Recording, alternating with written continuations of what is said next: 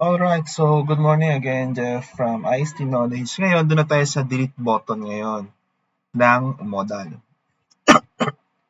May ating bitin update dyan, di ba? Pero bago muna sa lahat, gagawa mo tayo ng class para magkuha ng records doon sa ating table, sa database. Okay? So, gagawa tayo ng class na ipapangalan ko na lang sa delete records. Yan. Siyempre, as usual, copy ko na lang to.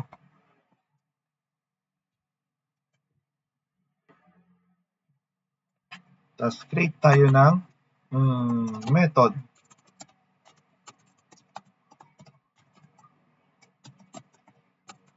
Yan. Na merong variable ID sa loob ng parameters para pasa nyo na lang yan. So, okay. Delete na tayo, no? So, click ko lang yung delete. Yan lang yung delete natin. Delete from. Tapos, copy ka na siya dyan. Tapos, where ID is equals to question mark. Kasi, prepare natin muna sila. Tanggal ko yung backfix. After preparement, after nyan, select ng query, prepare na natin muna. Okay. This con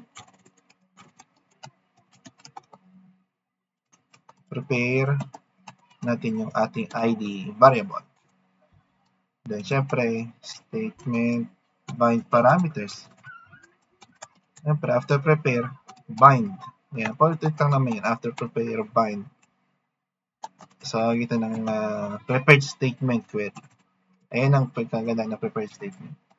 Para maging secure lang yung ating mga queries, gumagamit tayo ng prepared statement. So, execute na natin. I-create ako ng variable result, then execute natin siya. Then, return natin yung ating variable return statement yung ating variable result para ipasa niya yan sa parameters. Okay? Yun. So, ganyan lang yung ating delete query. Ngayon, sa information, syempre, hindi natin pwedeng kalimutan yung ating controller. Controller. Ano ba yan? Require once controller delete.php. Syempre, kailangan natin ng file para sa ating delete.php. Ito. Save natin siya sa delete.php. Yan. Okay.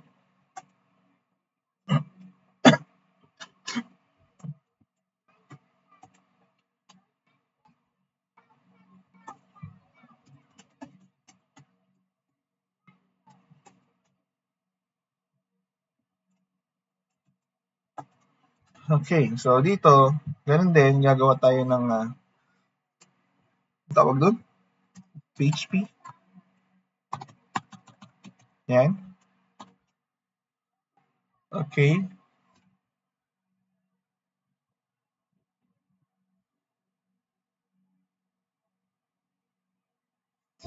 Tapos, siyempre, yung ating magtitigan ng button na if iset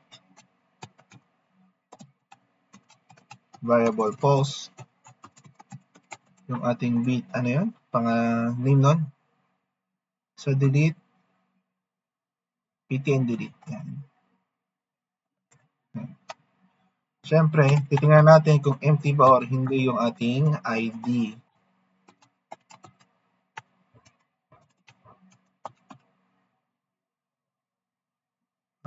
Del ID. Then, create tayo ng variable para dyan sa ID na yan na int val.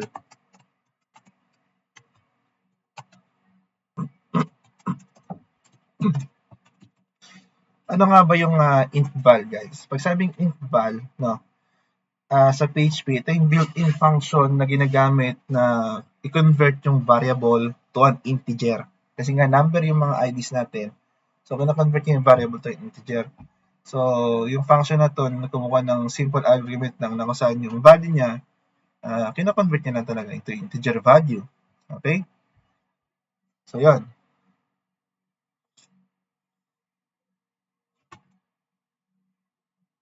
Okay, so tuloy natin ulit. Gamit tayo ng object. Gawa tayo ng bagong object. Nalagay ko dito, delete. New, yung ating class delete records. Yan ang pakita mo OP, no? Gawa ka ng bagong object, tawagin mo si class, ganun lang. Then yung ating result variable, for example. Okay. Na yung ating object, tatawagin natin yung method sa loob ng class. Which is yung method niya, I think is delete. Then kunin natin yung ID variable ng int val. Then gawa tayo ng if result. Ganyan, if result may laman. Okay. So show alert, delete tayo. Delete function. So doon sa ating show alert function, yung mga functions ng mga alert, so swal, sweet alert, copy ka lang yan, tapos gawa tayo ng bagong function na pangalan sa show alert delete. Then itong title siguro gawin ko siyang delete success. Ito will be error, I think. Warning. Yan. Tapos delete success. Okay, so ngayon refresh natin yung page. Kapag ito dinelete ko, dapat di-delete na yan. Kaso may error. Okay, version near 9.3 sa class 252. Near 9.3 in. So, tingnan natin. May error ko doon sa class. Near 252. Ito yun. Okay.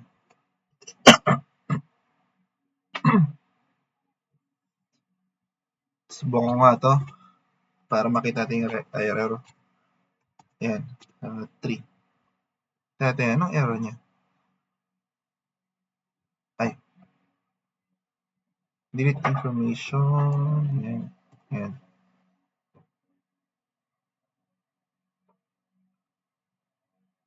Oo nga. Oo. Oo. So, gumagana siya sa SQL natin. Pero sa PHP, hindi. Bakit? Tingnan natin mabuti. Discon, prepare. ID. Bakit ID? SQL. So, may mali ko. So, bakit ID? Kinuha ko dapat SQL. Yun. Ayan o. So, delete success. Delete ko na rin to. Makikita nyo. Delete success. Warning, no? So, yun po. Muna sa ngayon, guys. And, out na muna, salamat. By the way, bago tayo sa yung pinaka interesting part, yung pa nag-type na dito, mag-filter siya instead of pupunta sa panibagong page. Then kukunin yung mag-grab siya ng value or ng ID or mag-get siya. Kaya get method natin, kukunin niya yung value rito sa URL. Ngayon, lahat to is for on Ajax, lalo sa filter. Maganda to kasi para maiwasan na rin natin yung paglabas ng mga value rito sa database, may ID. Yan, so i-filter na lang natin siya para medyo secure naman. Okay? Tapos, next tutorial natin is yun nga yung pag-filter ng data. Next tutorial na to, same page, same file, gagamit na tayo ng CodeIgniter. So, that's it, no? Pero bago yung pumunta sa CodeIgniter, kailangan nyo munang i-familiar ang sarili nyo sa OOP.